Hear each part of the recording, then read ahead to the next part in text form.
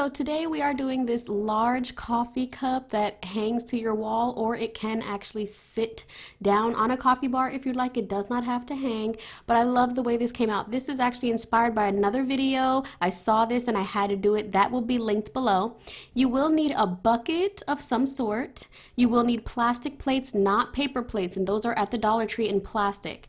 You will also need headbands for this, which I also got at the Dollar Tree, or use if you have some at home. These tiaras, these happy birthday tiaras that you find in the party section. Of course, some hot glue. I use them in all my projects. And then some paint, whatever color you choose to do your cup, and Mod Podge. Now, and you will need some sort of a decal to put on your cup. I chose this Starbucks one. So you are going to cut off the handles from your bucket. You don't need the handles at all. And then you're going to sand down that area because it will be very sharp while you're trying to work and you don't want to cut yourself. I am clumsy, so I will cut myself. That's why I sanded mine down, but you can omit that step.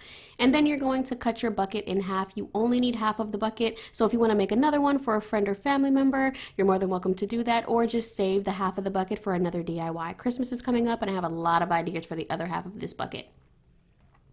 Now you're going to cut the plate not quite in half, more than half, just like that. And I had to cut the sides right here so that the bucket would fit on there. And even with cutting the sides, it was still a little big. So once we cut those off, do not discard those. I ended up cutting the bottom of the bucket and then pulling it back a little bit and gluing it so that I had a little more leeway for it to fit on the plate, because the plate will be your saucer for your coffee cup.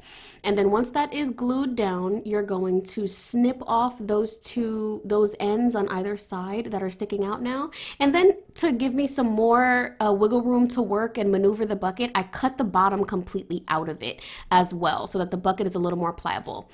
And then that's me, you can barely see it in the camera, I'm so sorry, but that's me hot gluing the extra pieces to the plate back onto the side of the bucket, so that it looks like the plate is completely surrounding the cup and it doesn't look weird and have a cut off place.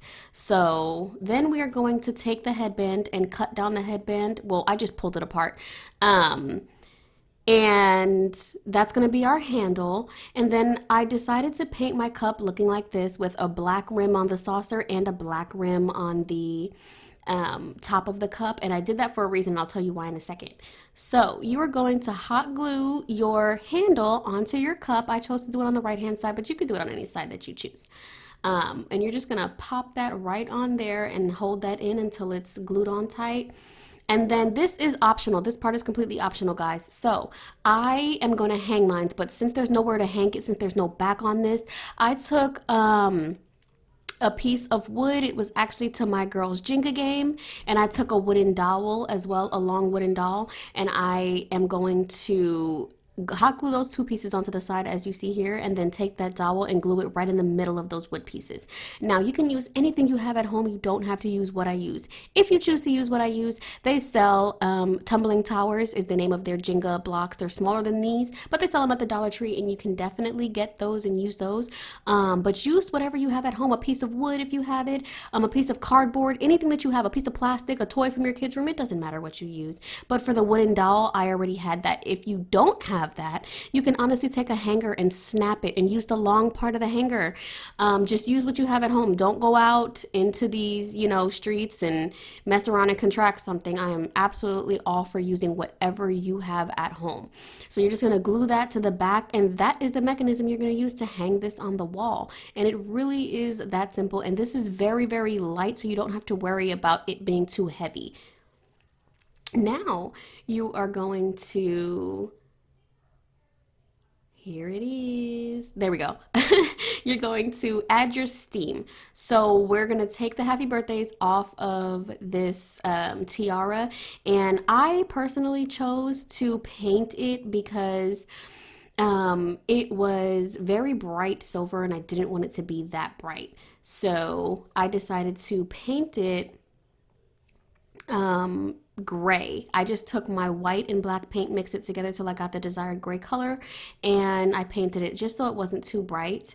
And what you're gonna do is you're gonna attach this to the back of the rim where it's painted black. I tried to attach those to the part where it was white and you could see straight through it, and that is a no-go. It looks really weird and you can see it. So I ended up just attaching them to the black, but because of that, I had to cut them down a little bit because it was really, really long and it looked wonky to me. So I cut them down using some wire cutters. You can use scissors, but you'll have to have a little bit of elbow grease if you choose to use scissors because it is a wire that's in there. And so once I get that painted up, we're gonna go ahead and we're gonna attach it like this. And then you also wanna take them and twist them so it does have like the steam effect, so it's not just sitting straight up, because you know steam swirls and moves around, it doesn't just look straight. So yep, you just twist those and then you attach them to the back like that.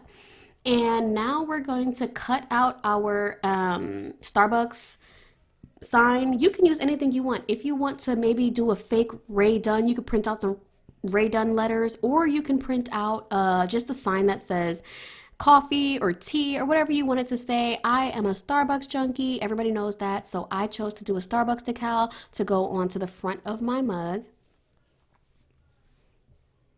And once you get that on there, or once you get that cut out, you're going to use some Mod Podge. Now, if you do not have Mod Podge, you can use Elmer's glue. It works the same. Use Elmer's glue if you have it at home, but if not, the Dollar Tree also sells Mod Podge, or Walmart does as well for a couple cents more than what you'd get it from the Dollar Tree. And then we're just gonna paste that right on the front of the bucket. Make sure it's nice and centered, because you don't have a lot of wiggle room once that's down.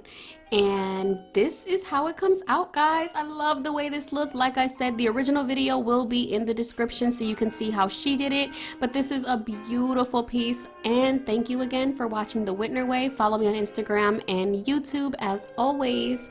See you later.